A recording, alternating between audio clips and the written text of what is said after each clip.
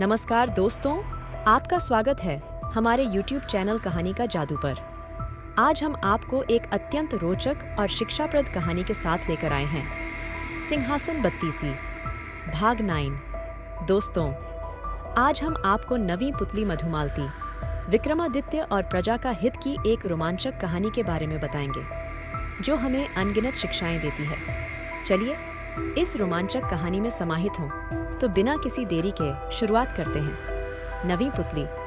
मधुमालती ने जो कथा सुनाई, उससे विक्रमादित्य की प्रजा के हित में प्राणोत्सर्ग करने की भावना झलकती है। कथा इस प्रकार है। एक बार राजा विक्रमादित्य ने राज्य और प्रजा की सुख समृद्धि के लिए एक विशाल यज्ञ का आयोजन किया। कई दिनों तक यज्ञ चलता रहा। एक दिन राजा मंत्र पाठ कर रहे, तभी एक आर्षि वहां पधारे। राजा ने उन्हें देखा, पर यज्ञ छोड़ ढाट कर उठना असंभव था। उन्होंने मन ही मन आर्षि का अभिवादन किया तथा उन्हें प्रणाम किया। आर्षि ने भी राज्य का अभिप्राय समझकर उन्हें आशीर्वाद दिया। जब राजा यज्ञ से उठे तो उन्होंने आर्षि से आने का प्रयोजन पूछा। राजा को मालूम था कि नगर से बाहर कुछ ही दूर पर वन में आर्षि एक गुरुकुल चलाते हैं, जहां बच्चे विद्या प्राप्त करने जाते हैं। आर्षि ने जवाब दिया कि यज्ञ के पुनीत अवसर पर वे राजा को कोई असुविधा नहीं देते, अगर 8 से 12 साल तक के 6 बच्चों के जीवन का प्रश्न नहीं होता।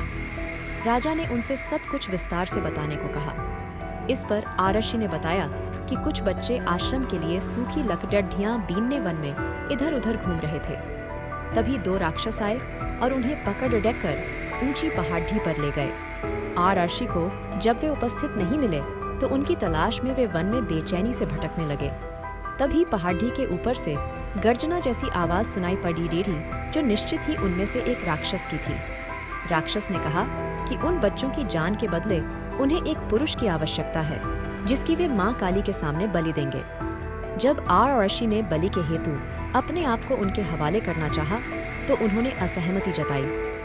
उन्होंने कहा कि आर्षि बूढ़े हैं और काली मां ऐसे कमजोर बूढ़े की बलि से प्रसन्न नहीं होगी।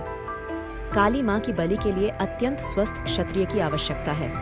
राक्षसों ने कहा है कि अगर कोई छल या बल से उन बच्चों को स्वतंत्र कराने की चेष्टा करेगा, तो उन बच्चों को पहाड़ी से लुढ़काकर मार दिया जाएगा।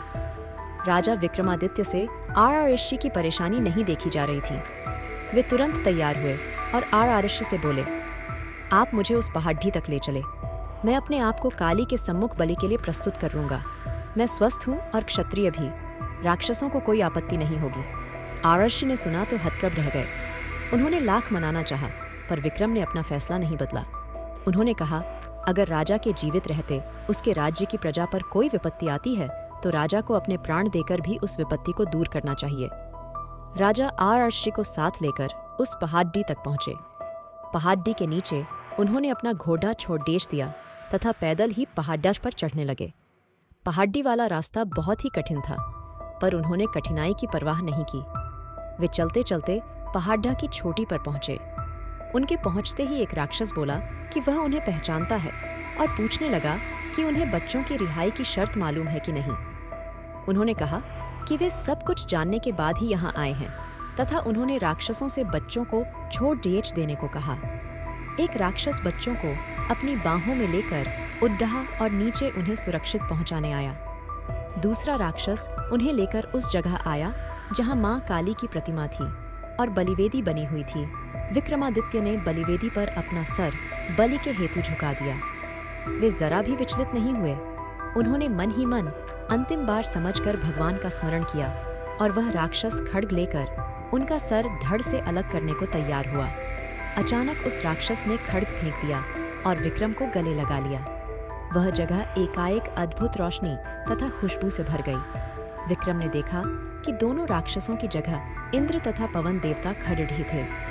उन दोनों ने उनकी परीक्षा लेने के लिए यह सब किया था। वे देखना चाहते थे कि विक्रम सिर्फ सांसारिक चीजों का दान ही कर सकता है या प्राणोत्सर्ग करने की भी क्षमता रखता है। उन्होंने राजा से कहा कि उन्हें यज्ञ करता देख ही उनके मन में इस परीक्षा का भाव जन्मा था। उन्होंने विक्रम को यशस्वी होने का आशीर्वाद दिया तथा कहा कि उनकी कीर्ति चारों ओर फैलेगी। तो यह रही हमारी आज की कहानी, सिंहासन बत्तीसी, भाग 9, मधुमालती, विक्रमादित्य और प्रजा का हित।